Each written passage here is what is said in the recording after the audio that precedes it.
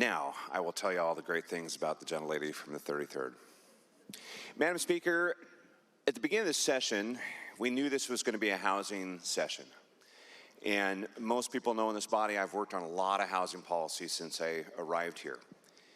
And many of it we've been successful, a lot of it we've worked on. This year, it seems like all of it's kind of gelling together and finally coming together in a collaborative way, in a bipartisan way, and that's exciting.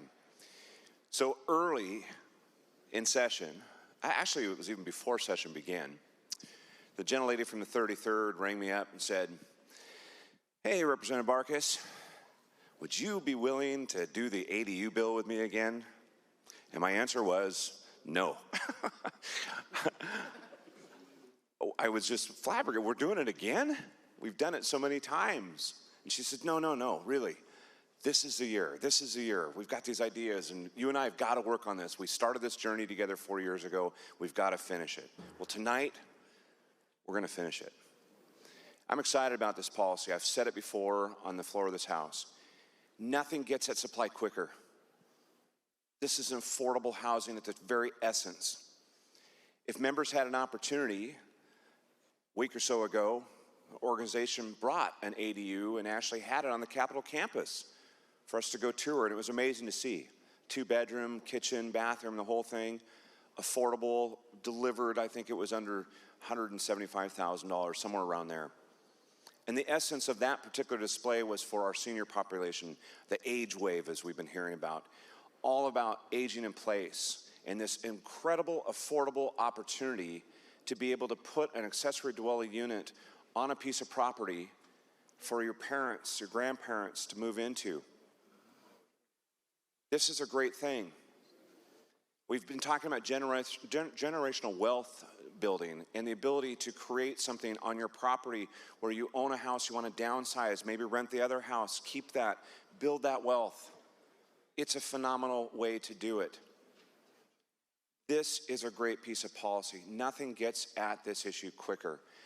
This one, combined with the one we did last night and some of the other ones that we're going to be doing here over the next several days, are the true essence of this session being successful in solving the housing issue that we have in front of us here in Washington State.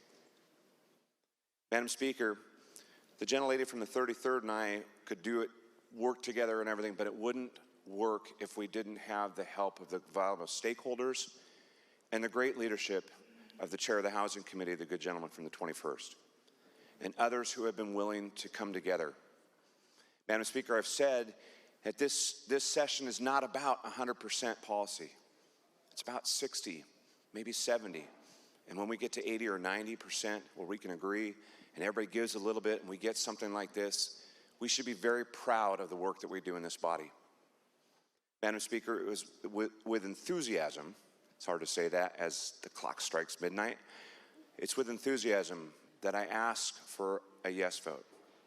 Now, there may be a few no's. And the reason is because we still do value the local control aspect.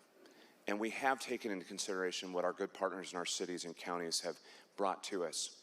And I'm proud again that this bill does reflect so much of that input, taking in those considerations, making sure that we could do as much as we could, but yet deliver a policy that is consistent in its implementation for the state of Washington to remove the barriers to be able to allow for this type of housing. Thank you, Madam Speaker, and with that I ask for a yes.